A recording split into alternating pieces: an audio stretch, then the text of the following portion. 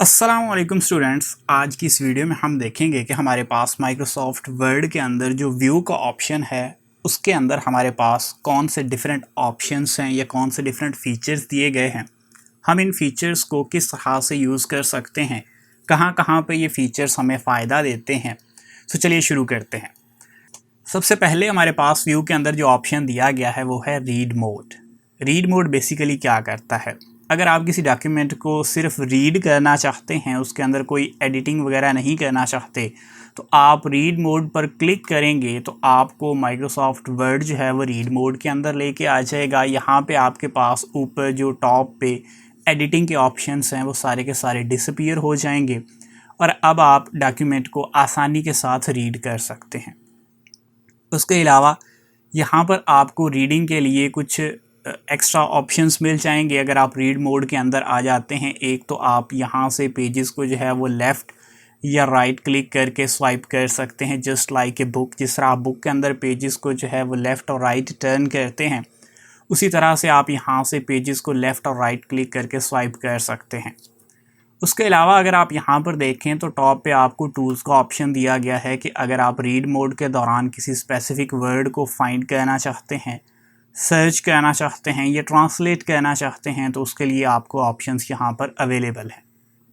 उसके साथ रीडिंग में जो आपको बहुत ज़्यादा हेल्पफुल होता है वो है व्यू का ऑप्शन। अगर मैं एडिट डॉक्यूमेंट पर क्लिक करूँगा तो मैं वापस रीड मोड से बाहर चला जाऊँगा और प्रिंट मोड के अंदर आ जाऊँगा या प्रिंट लेआउट के अंदर आ जाऊँगा। मैं वापस यहाँ पर रीड मोड के ऊपर ही क्लिक कर रहा हूँ। अब अगर व्यू के अंदर इस ऑप्शन पर क्लिक करते हैं तो ये मोस्टली हम तभी क्लिक करेंगे जब हमने वापस जाना हो प्रिंट मोड के अंदर। यहाँ पर अगर मेरे पास फोकस का ऑप्शन दिया गया है, अगर मैं इस पर क्लिक करता हूँ तो मेरे पास फोकस मोड जो है वो ओपन हो जाएगा। इससे बैकग्राउंड जो है वो ऑलमोस्ट ब्लैक हो जाएगा और टेक्स्ट जो है वो वाइट कलर में ही रहेगा, जिससे मेरा सारे का सारा फोकस जो है वो सिर्फ़ और सिर्फ टेक्स्ट पे ही रहेगा।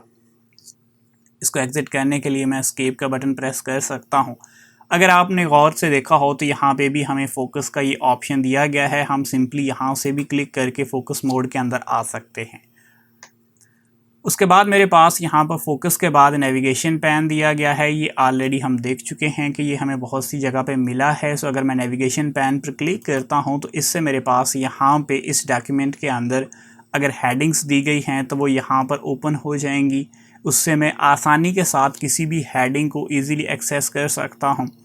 अगर मैं पेजेस पर क्लिक करता हूँ तो मेरे पास जितने पेजेस दिए गए हैं वो जस्ट लाइक आउटलाइन की तरह, ये पीडीएफ के अंदर हमारे पास यहाँ पे आउटलाइन और पेजेस शो होते हैं, तो ये उसी तरह का फ़ीचर है हमारे पास कि हम डायरेक्टली अगर किसी पेज पे जाना चाहते हैं तो हम सिंपली स्क्रॉल करके उस पेज पर क्लिक करेंगे तो हम उस पेज पर पहुँच जाएंगे। इससे आपको डॉक्यूमेंट के अंदर नेविगेशन करना आसान हो जाता है। नेक्स्ट ऑप्शन हमारे पास है शो कमेंट्स का। अगर आपने अपने डॉक्यूमेंट्स के अंदर कहीं पे कमेंट्स को ऐड किया है तो यहाँ पर अगर आप क्लिक करेंगे तो आपके डॉक्यूमेंट्स जो हैं वो सारे के सारे शो हो जाएंगे। अब यहाँ पे चूँकि मैंने कोई कमेंट ऐड नहीं किया हुआ इसलिए मुझे वो शो नहीं होंगे। उसके बाद हमारे पास कॉलम विड्थ है। ये कॉलम की विड्थ क्या है, मेरे पास यहाँ पे रीड मोड के अंदर इस टाइम पे ऑलरेडी जो है वो 2 कॉलम्स शो हो रहे हैं। एक कॉलम जो है वो यहाँ से शुरू हो के ये उसकी लाइन है, इसके अंदर इसकी लिमिट है, ये टेक्स्ट जितना भी लिखा हुआ है ये फर्स्ट कॉलम के अंदर है और ये इस साइड पे, इस लाइन के इस साइड पे मेरे पास ये सेकंड कॉलम है। अगर मैं इसका कॉलम का साइज़ बढ़ाना चाहूँ या कॉलम को टोटली ख़त्म करना चाहूँ तो वो मेरे पास ऑप्शन यहाँ पर दिया हुआ है। अगर मैं नैरो कर देता हूँ तो इससे कॉलम का साइज़ जो है वो और रिड्यूस हो जाएगा और कॉलम जो है वो छोटा हो जाएगा। और अगर मैं यहाँ पे कॉलम विड्थ के अंदर आके वाइड पर क्लिक करूँगा तो ये कॉलम जो है वो टोटली ख़त्म हो जाएगा और ये सिंगल कॉलम जो है वो मेरे पास बन चुका है, क्योंकि मेरे पास जितना टेक्स्ट था वो सिंगल कॉलम के अंदर ही आ चुका है। अगर इससे ज़्यादा मेरे पास टेक्स्ट होता तो वो यहाँ पे दूसरे कॉलम में आ जाता। उसके बाद अगर आपको ये बैकग्राउंड वाइट कलर का है और ये आपकी आइज़ को डिस्टर्ब कर रहा है तो उसके लिए आप सिंपली यहाँ पर ये सेपिया चूज़ कर सकते हैं। इससे क्या होगा कि आपके पेज का जो कलर है वो इस तरह से, जस्ट लाइक बुक के अंदर अक्सर पेजेस का कलर होता है, उसमें चेंज हो जाएगा और आपकी आइज़ को डिस्टर्ब नहीं करेगा। और अगर आप चाहते हैं तो आप इसको इन्वर्स भी कर सकते हैं। इन्वर्स करने से ये टोटली ब्लैक हो जाएगा और अब जो है वो आपकी आइज़ के लिए उतना पेनफुल नहीं होगा। लेकिन अगर आप किसी ब्राइट इन्वायरमेंट के अंदर हैं जहाँ पे सनलाइट है तो फिर उस सूरत में ये आपके लिए ज़्यादा हेल्पफुल शायद ना हो। सो मैं इसको वापस जो है वो नन पर ही क्लिक कर रहा हूँ, तो ये बाय डिफ़ॉल्ट हमारे पास नन ही होता है। उसके बाद हमारे पास लेआउट दिया गया है। कॉलम लेआउट देखना चाहते हैं तो अभी जो ये शो हो रहा है मेरे पास ये कॉलम लेआउट है। अगर मैं पेपर लेआउट पर क्लिक करता हूँ तो ये मेरे पास इस तरह से स्क्रॉल की ऑप्शन में आ जाएगा। पहले मैं सिंपली जो था मेरे पास दो बटन्स दिए गए थे, यहाँ लेफ़्ट साइड पे और राइट साइड पे, मैं उन पे क्लिक करके इसको लेफ़्ट और राइट पेजेस को स्वाइप कर सकता था।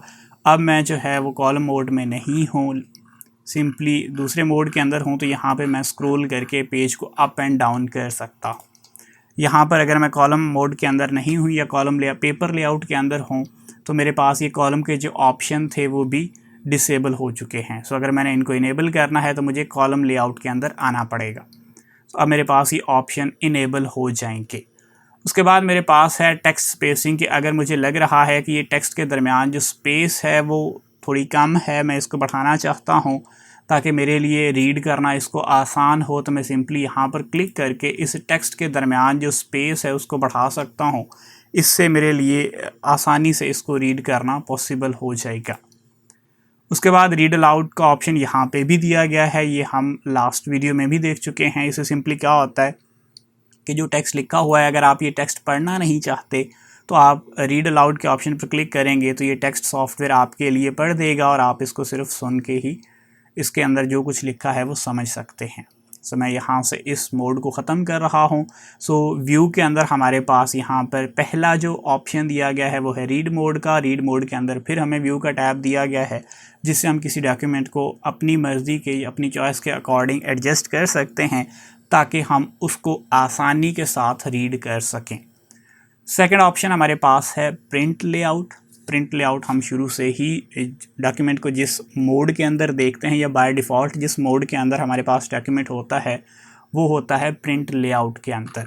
सो हम जब कोई डॉक्यूमेंट ओपन करते हैं तो माइक्रोसॉफ्ट वर्ड हमें उसका जो लेआउट दिखाता है वो प्रिंट लेआउट होता है। अगर आपको वेब लेआउट जो है या वेबसाइट के ऊपर पेजेस को पढ़ना अच्छा लगता है और इस तरह से आपको पढ़ने में कोई प्रॉब्लम होती है तो उस सिचुएशन के अंदर आपके पास यहाँ पर वेब लेआउट का भी मोड दिया गया है। सो आप वेब लेआउट के ऊपर क्लिक करेंगे तो ये आपको वेबसाइट के ऊपर अगर आप ये टेक्स्ट जो है वो उसको पेस्ट करेंगे या आप किसी वेब पेज के ऊपर इसको पोस्ट करेंगे तो उस सूरत में ये टेक्स्ट आपको कैसा नज़र आएगा उसकी भी आप एक लुक जो है या उसका भी एक व्यू जो है वो आप यहाँ पर देख सकते हैं। सो ये ऑप्शन भी माइक्रोसॉफ्ट वर्ड हमें प्रोवाइड करता है कि अगर आपने कल को या बाद में इस टेक्स्ट को जो है वो पब्लिश करना है या पोस्ट करना है किसी साइट के ऊपर तो आप यहाँ पे देख सकते हैं कि पब्लिश होने के बाद या पोस्ट होने के बाद ये आपको किस तरह का नज़र आएगा। उसके बाद हमारे पास आउटलाइन व्यू है। आउटलाइन व्यू के अंदर बेसिकली हमारे पास इसका फ़ायदा तब ज़्यादा होता है कि अगर हमने यहाँ पर कुछ हेडिंग स्टाइल्स को ऐड किया हो तो यहाँ पर हमें ये हेडिंग्स के ऊपर कुछ ऑप्शंस दिए गए हैं जिससे हम हेडिंग्स को जो है वो कोलैप्स कर सकते हैं या एक्सपेंड करके देख सकते हैं कि हेडिंग्स जो हैं वो हमने सही लगाई हैं या गलत लगाई है। तो उसके लिए मैं यहाँ पर सिंपली पहले अपना मोड चेंज करके हेडिंग्स को अप्लाई कर देता हूँ कुछ को, ताकि पता चल सके कि आउटलाइन व्यू के अंदर ये हमें किस तरह से नज़र आएगा। तो मैं यहाँ से स्टाइल अप्लाई कर रहा हूँ कुछ हेडिंग्स के।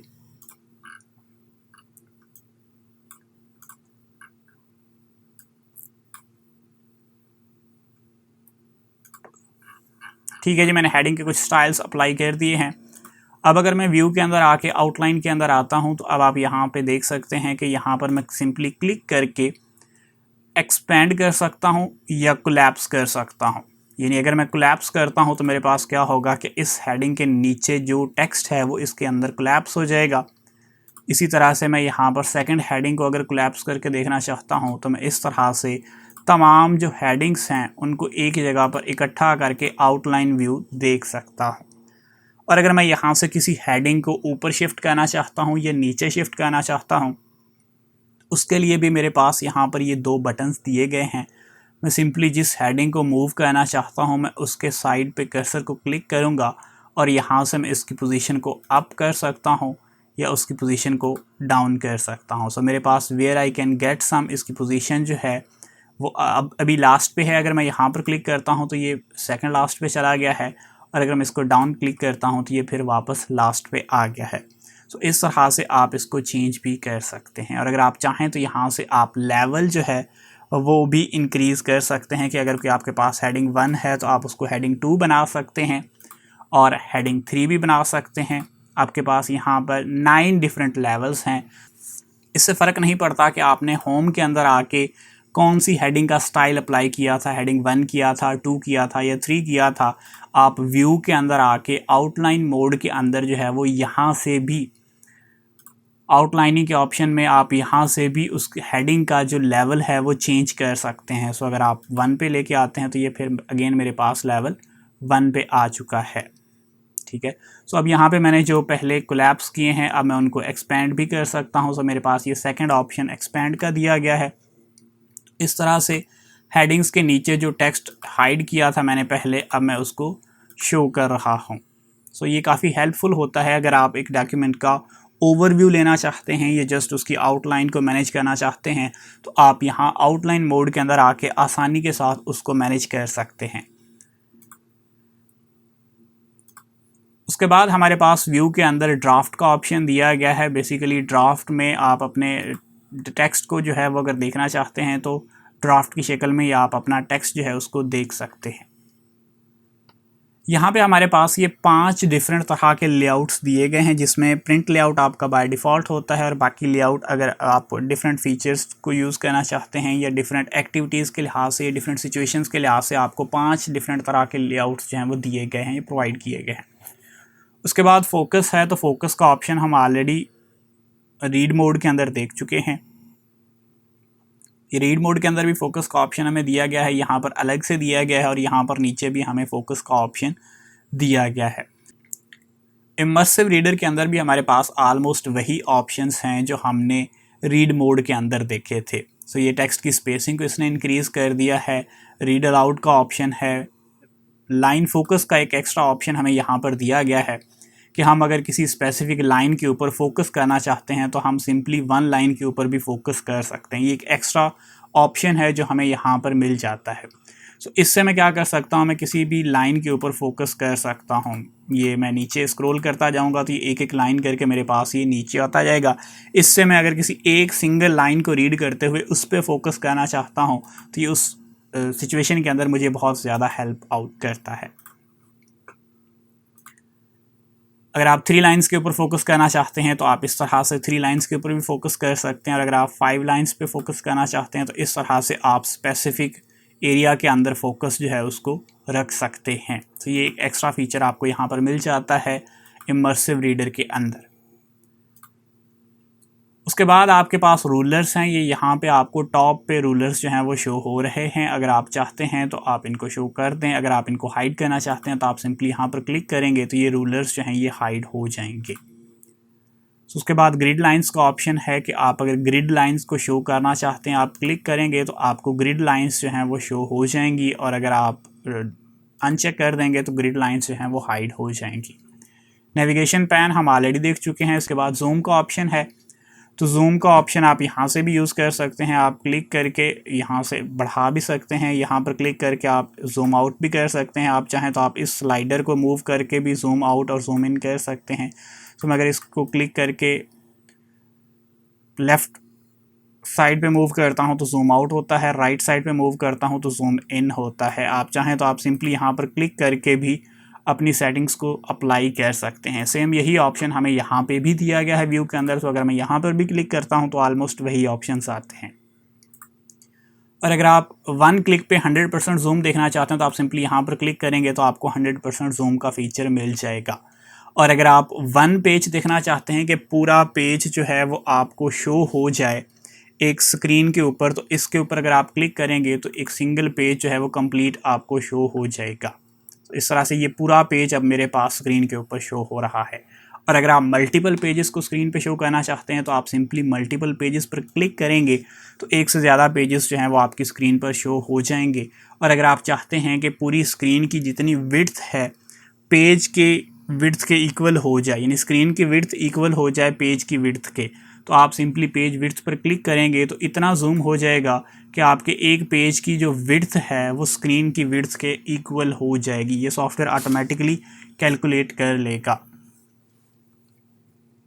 हमारे पास जो नेक्स्ट फीचर है वो है न्यू विंडो का।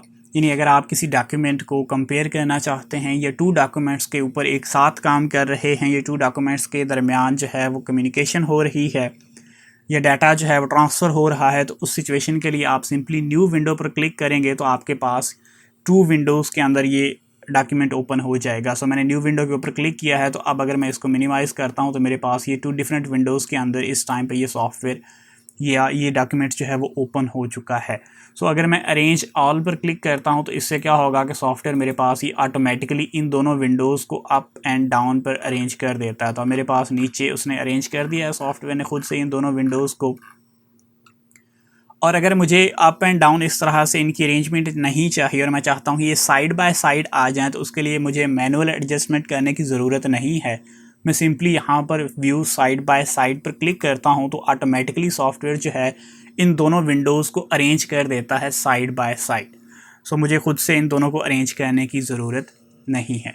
दोनों का स्क्रॉल जो है वो मेरे पास सिंक्रोनाइज़ हो चुका है। सो अगर मैं यहाँ पे दोनों स्क्रॉल करता हूँ तो मेरे पास दोनों पेजेस जो हैं, ये दोनों डॉक्यूमेंट्स जो हैं वो स्क्रॉल होते हैं, जिसके लिए मेरे पास यहाँ पे ऑप्शंस जो है वो दिया गया है कि मैं इन दोनों का स्क्रॉल जो है वो सिंक्रोनाइज़ करना चाहता हूँ। तो यहाँ पे मेरे पास ये ऑप्शन है जिससे दोनों विंडोज़ का जो स्क्रॉल है वो सिंक्रोनाइज़ हो जाता है। अगर मैं चाहता हूँ कि नहीं कि मैं स्क्रॉल करूँ तो सिर्फ एक डॉक्यूमेंट ही स्क्रॉल हो, दूसरा डॉक्यूमेंट साथ में स्क्रॉल ना हो, तो मेरे पास ये स्क्रॉल का जो ऑप्शन दिया गया है मैं सिंपली इसको डिसेबल कर दूँगा।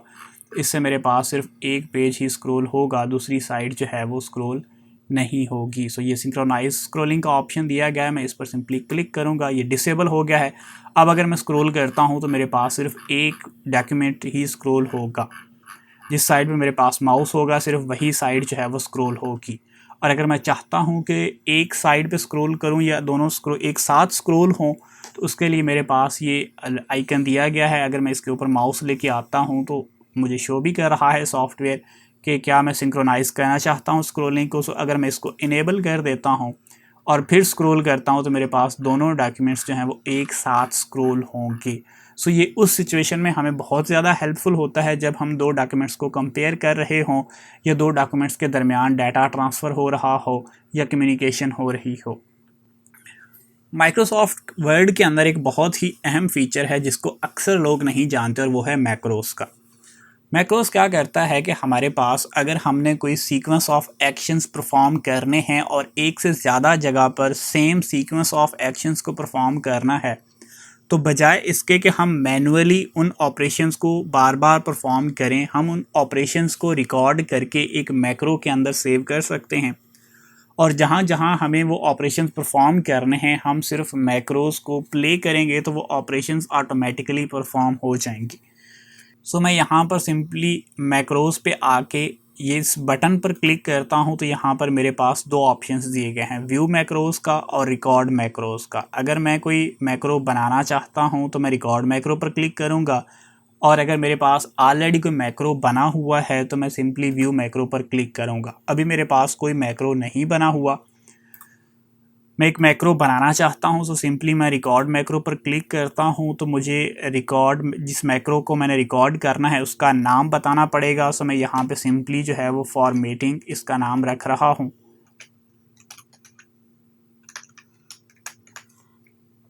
और ओके के बटन पर क्लिक करता हूँ।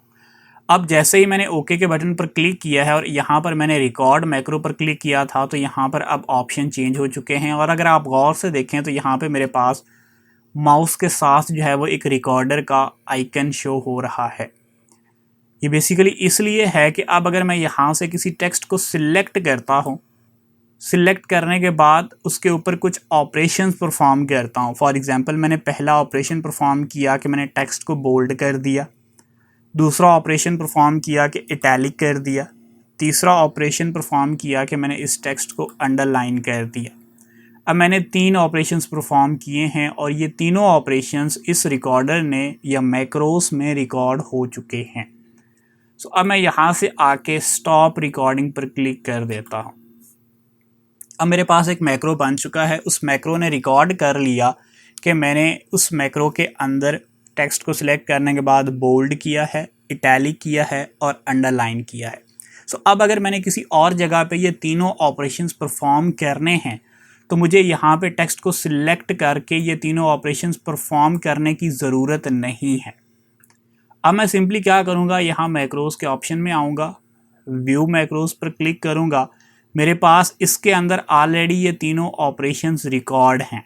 सो मैं यहाँ पर सिंपली रन के बटन पर क्लिक करूँगा तो ये तीनों ऑपरेशंस अपने आप परफॉर्म हो जाएंगे। क्यों? क्योंकि फॉर्मेटिंग के अंदर ये तीनों ऑप्शंस ऑलरेडी से रिकॉर्ड हो चुके हैं। सो जैसे ही मैं रन के बटन पर क्लिक करता हूँ ये तीनों ऑपरेशंस जो हैं वो इस पैराग्राफ जो कि सिलेक्टेड था इसके ऊपर परफॉर्म हो चुके हैं। सो मैक्रोज हमारे लिए बहुत ज़्यादा हेल्पफुल होते हैं, हमारा काम बहुत हद तक रिड्यूस कर देते हैं। वो ऑपरेशंस जो आप सीक्वेंस के साथ बार बार किसी डॉक्यूमेंट के ऊपर परफॉर्म कर रहे हैं, तो बजाय इसके कि आप मैनुअली उन ऑपरेशंस को परफॉर्म करें, आप सिंपली किसी एक जगह पे उनको किसी एक मैक्रो के नाम से रिकॉर्ड कर लें और जहाँ पे आपने नेक्स्ट उनको अप्लाई करना हो आप सिंपली उस मैक्रो को रन करें, वो अपने आप अप्लाई हो जाएंगे। सो फॉर एग्जांपल मुझे सेम यही ऑपरेशन जो है वो इस पैराग्राफ पे भी अप्लाई करना है, तो मैं इस पैराग्राफ को सिलेक्ट करूँगा, मैक्रोस में आऊँगा और इस मैक्रो को आके रन कर दूँगा। अब जैसे ही मैं रन के बटन पर क्लिक करता हूँ मेरे पास वो तीनों ऑपरेशंस दोबारा से परफॉर्म हो गए हैं। टेक्स्ट बोल्ड हो गया है, इटैलिक हो गया है और अंडरलाइन हो गया है। इस तरह से मेरा बहुत सारा टाइम जो है वो सेव हो जाएगा, बजाय इसके कि मैं मैनुअली जाके कोई सीक्वेंस ऑफ ऑपरेशंस को बार बार परफॉर्म करूँ। मैं सिंपली हर उस सीक्वेंस ऑफ ऑपरेशन का एक एक मैक्रो बना के सेव कर लूँगा जो मुझे बार बार किसी डॉक्यूमेंट के अंदर परफॉर्म करने हैं। सो इससे मेरा बहुत सारा टाइम जो है वो सेव हो जाएगा। सो यहाँ तक हमने वर्ड के अंदर जितने भी पॉसिबल मेन्यूज़ दिए गए हैं, ऑप्शंस दिए गए हैं, उन मेजर तमाम ऑप्शंस को डिस्कस कर लिया है। सो अगर आपने तमाम लेक्चर्स को शुरू से लेकर आखिर तक कंप्लीट देखा है तो अब तक आप वर्ड को काफ़ी हद तक अंडरस्टैंड कर चुके हैं और आपने किसी भी डॉक्यूमेंट को फॉर्मेट करना हो, उसके अंदर टेबल ऐड करना हो या कोई भी उसके ऊपर ऑपरेशन परफॉर्म करना हो, टेबल ऑफ कंटेंट्स बनाने हो, तो आप आसानी के साथ बना सकते हैं। अगर इस वीडियो के अंदर या इस लेक्चर के अंदर आपको किसी भी फीचर की समझ नहीं आई तो आप कमेंट्स में पूछ सकते हैं, और अगर कोई फीचर अच्छा लगा है आपको इस लेक्चर के दौरान तो आप वो भी बता सकते हैं।